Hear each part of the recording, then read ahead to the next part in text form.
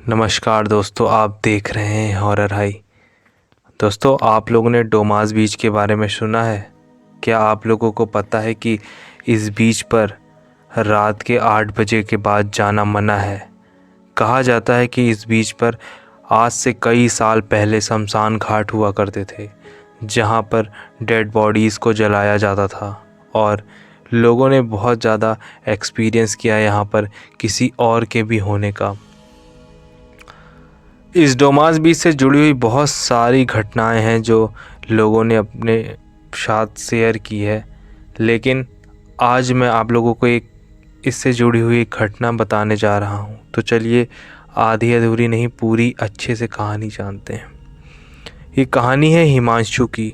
हिमांशु, उसके 2 दोस्त और उसका एक कज़िन, ये चारों ने प्लान बनाया कि ये जाएंगे डोमास बीच पे को और उसको एक्सप्लोर करेंगे, वहाँ घूमेंगे फिरेंगे। उसके बाद ये वहाँ से गुजरात की ओर निकल जाएंगे अपने किसी रिलेटिव के यहाँ।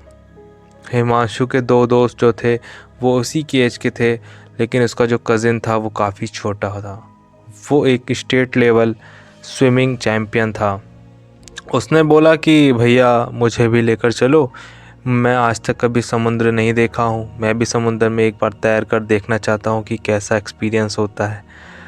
तो हिमांशु ने कहा, अच्छा ठीक है, तू चल लेना मेरे साथ। इन लोग अच्छी खासी फैमिली से बिलोंग करते थे, तो ये चारों घर से ही निकले और 4 व्हीलर से निकलते हैं और वहाँ पर सही से पहुँच जाते हैं।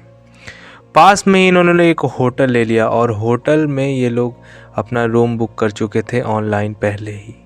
वहाँ पर आए, अपना सामान वामान रखा और उसके बाद ये चारों घूमने निकल गए। बीच पर पहुँचने के बाद ये चारों इधर उधर घूमने लगे। छोटा वाला भाई था, उसने बोला कि मैं यहीं पर स्विमिंग करने जा रहा हूँ, आप लोग घूम के यहीं पर आ जाना। उसने स्विमिंग की, अच्छे से स्विमिंग की, घूमा फिरा, उसने रेत के साथ खेला और ये तीनों इधर उधर घूम रहे थे, सब चीज़ों को देख रहे थे, नई नई चीज़ों को देख रहे थे, बातें कर रहे थे, मस्ती कर रहे थे। तभी वहाँ पर एक फेरी वाला इन लोगों को मिला। इन लोगों ने उससे कुछ सामान ख़रीदा। उसके बाद उस बीच के बारे में कहा कि भैया इस बीच में कुछ मैंने सुना है कि हिमांशु ने बोला कि इस बीच के बारे में मैंने सुना है कि यहाँ पर कुछ घटनाएं होती रहती हैं। तो उस फेरी वाले ने बताया कि जी भैया, यहाँ पर आप लोग 7:30 या 7 बजे के पहले ही वापस चले जाना। और एक बात बहुत ध्यान से सुनिए, आप लोग समुद्र में से कोई भी चीज़ लेकर मत जाइएगा। समुद्र में से जो चीज़ बहकर बाहर आ जाएगी आप उसे ले लीजिएगा, जैसे सीप, मोती या बहुत सारी चीज़ें होती हैं, लेकिन आप समुद्र के अंदर से कोई भी चीज़ मत लेके जाइएगा। जैसे मछली मत पकड़िएगा या सीप, मोती या कोई भी ऐसा पत्थर या कोई भी सामान आप समुद्र के अंदर से मत लेकर जाइएगा। कहा जाता है कि समुद्र में कई आत्माएं होती रहती हैं जो कि मना करती हैं कि आप यहाँ से कोई चीज़ ना लेकर जाएं। उन तीनों ने ये बात सुनी और उन तीनों को ये बात बिल्कुल ही बकवास लगी। उन्हें लगा कि ये क्या बकवास है, ये तो अफवाह है कोई जो उड़ा के रखा है, ऐसा कहाँ होता है भला आज की दुनिया में। और ये तीनों उसके बाद घूमते फिरते गए और छोटे वाले भाई को ये बात बताई ही नहीं, मतलब कज़िन को, हिमांशु के कज़िन को ये बात उन्होंने ज़रूर नहीं समझा बताने के लिए। ये सोचा कि ये फेरी वाला तो कोई बेवकूफ़ है, इधर इन लोग बात अफवाह फैला रहे हैं और कुछ नहीं।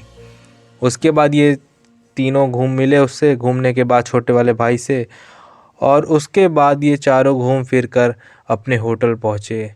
वहाँ से निकल कर ये कहीं और भी गए, खाना खाए बढ़िया से।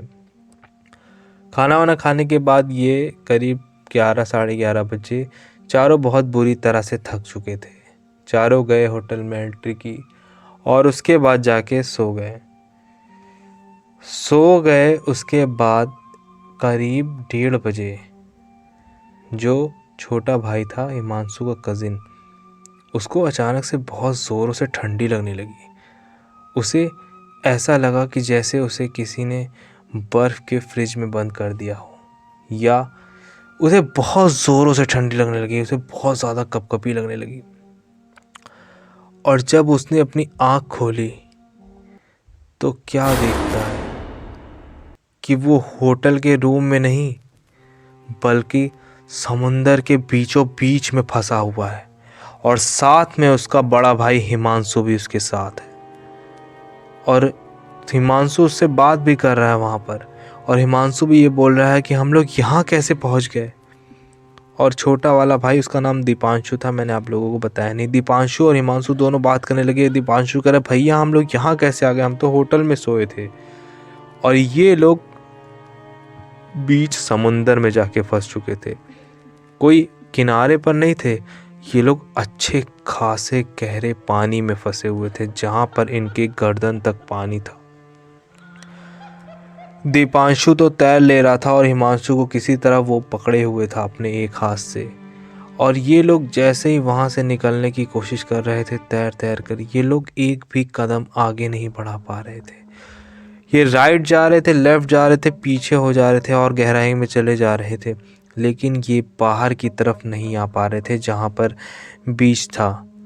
और अगल बगल एकदम काला काला पानी, ठंडी ठंडी हवा चल रही थी और इतना ज़्यादा डरावना मंजर था। दोनों को बहुत ज़्यादा डर लग रहा था और ऐसा लग रहा था कि कोई उन्हें नीचे से पकड़कर खींच रहा है।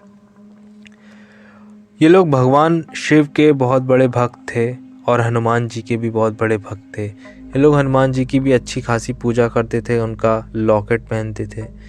तो हिमांशु ने अपने लॉकेट पर हाथ रखा और बोला, कौन है यहाँ जो हमें पकड़ कर रखा है, कौन है हमें यहाँ जो लेकर आया है, अगर हिम्मत है तो सामने आकर दिखाओ। ये बोलने पर किसी की आवाज़ आई, हमारा जो सामान तुमने लिया है वो वापस कर दो, वरना तुम्हारी मौत इसी पानी में हो जाएगी। ये बात सुन के ये दोनों बहुत चौंक गए कि ये आवाज़ किसकी आई। और इनको तभी एक ब्लैक शैडो इनके बगल ही दिखाई दिया, बहुत तेज़ी से चक्कर लगाने लगा, राउंड लगाने लगा वो। ये देखकर दीपांशु की हालत बहुत ज़्यादा ख़राब होने लगी, उसे बहुत ज़्यादा डर लगने लगा कि ये क्या चीज़ है। और चंद्रमा की रोशनी तो थी, लेकिन वो पानी बिल्कुल अजीब सा चमकता हुआ दिखाई दे रहा था। आप इमेजिन कर सकते हैं कि अगर आप ऐसे समुद्र के बीच में फंस जाएं, वो भी रात के 1:30 बजे, चारों तरफ बिल्कुल अंधेरा, वो भी समुद्र के पानी में, गले तक पानी हो आपका, और ज़ोर ज़ोर से हवा चल रही हो, समुद्र की लहरें ऊपर नीचे हो रही हो, तो क्या ही हालत होगी। कोई तैरना ही क्यों ना जानता हो, डर के मारे ही लोगों को हार्ट अटैक आ जाएगा। लेकिन ये दोनों किसी तरह सरवाइव कर रहे थे। और तभी उसी समय हिमांशु का दिमाग में वो बात आ गई जो फेरी वाले ने कहा था कि आप लोग समुद्र से कोई भी चीज़ लेकर मत जाइएगा, बाहर जो मिल जाएगी वो ले सकते हैं, लेकिन आप लोग यहाँ से कुछ मत लीजिएगा। हिमांशु ने दीपांशु से पूछा, क्या तूने कुछ निकाला था समुद्र से, मछलियाँ मारी थी, या तूने कुछ और कुछ पकड़ने की कोशिश की थी किसी जीव जंतु को, या तूने मतलब कुछ मोती या सीप लिया था? तो उसने बोला, हाँ भैया, मैंने सीप की माला बनाई थी और मैं सोच रहा था कि अपनी छोटी बहन को गिफ्ट करूँगा। ये बात सुनकर हिमांशु ने तुरंत कहा, तुरंत ही फेंक दे उसे, तुरंत ही फेंक, जेब से निकाल। वो अपनी जेब में वो उसको रखा हुआ था, उसने तुरंत ही अपनी जेब से फेंका। और ऐसा लगा कि जैसे 3-4 लोग मिलकर इन्हें पीछे से बहुत ज़ोर से धक्का दिए और एक बहुत बड़ी लहर के साथ ये दोनों बीच के एकदम बाहर रेत में आ चुके थे। और इन दोनों को बहुत ज़्यादा समझ में नहीं आ रहा था कि उनके साथ हुआ तो हुआ क्या। मतलब ये लोग अपने होटल में सोए हुए थे और वहाँ पर कुछ ऐसा इल्यूज़न हुआ कि ये नींद में चलते चलते समंदर के बीचों बीच पहुँच गए। और आप लोग ये तो ज़रा सोचिए कि अगर किसी के मुंह पे हल्का सा छींटा भी पड़ जाता है तो उसकी आँख खुल जाती है। ये ठंडे पानी में पैर डाले, इन्हें कुछ फ़र्क ही नहीं पड़ा, इनकी आँख तभी भी नहीं खुली। उसके बाद जब पानी इनके कंधे तक आया तब जाके इनकी आँख खुली। वहाँ से निकलने के बाद बीच पर से इन्होंने देखा कि कोई 3-4 शैडो जो हैं वो समुद्र में वहीं पर घूम रहे हैं और चल रहे हैं, हवा में उड़ रहे हैं। जैसे लग रहा था कि किसी की वहाँ पर आत्मा घूम रही है। इन्होंने वहाँ पर अपने आप को संभाला। छोटा वाला भाई वो देखकर तुरंत ही बेहोश हो गया। हिमांशु ने उसे किसी तरह उठाया अपने कंधे पर और लेकर होटल तक पहुँचा। रास्ते में उसे एक रिक्शे वाला मिला जिसकी हेल्प लेके वो होटल तक पहुंचा। और उसके बाद सारे फ्रेंड्स को बताया, अपने दो फ्रेंड्स को बताया कि उनके साथ क्या क्या हुआ। उन दोनों ने मजाक समझा, लेकिन उसने कहा कि तुम लोग अब चाहे मजाक समझो या जो भी समझो, लेकिन जो मेरे साथ हुआ है मैं वो बता रहा हूँ, अब तुम समझो या ना समझो, रियलिटी क्या है वो तो मैं ही जान रहा हूँ।